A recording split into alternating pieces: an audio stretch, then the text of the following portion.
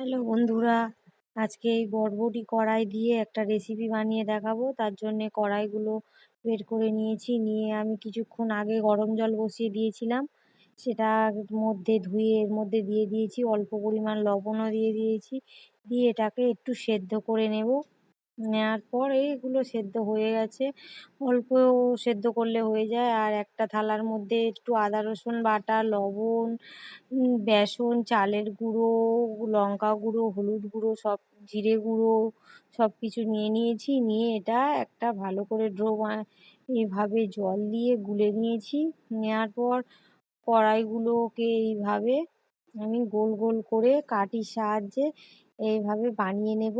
দেখুন কি সুন্দর দেখতে হচ্ছে, পুরো ললিপপের মতনই দেখতে হচ্ছে। আর এটা খেতেও অপূর্ব হয়, একবার হলেও বাড়িতে বানিয়ে খেয়ে দেখবেন। আর ভালো লাগলে আমার চ্যানেলটিকে সাবস্ক্রাইব করবেন আর আমার পাশে থাকবেন, অনেক অনেক শেয়ার করবেন। কড়াইতে তেল দিয়ে দিয়েছি, দিয়ে এইভাবে কড়াইগুলোকে বেসনের মধ্যে দিয়ে এগুলোকে ভেজে নিয়েছি। আর আমার ছেলে তো শুধু বলছে, মা কি বানাচ্ছো, আমি খাবো।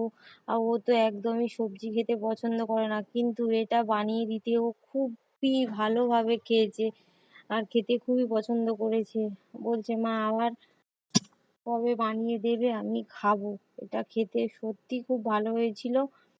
এগুলো ভাজা হয়ে গেছে, একদম ললিপপের মতনই দেখতে হয়েছে।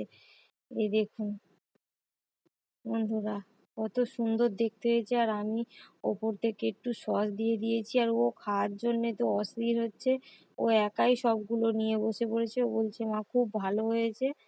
এই দেখুন, খুবই খুশি হয়েছে। বাচ্চাদের একবার হলেও বানিয়ে দেবেন।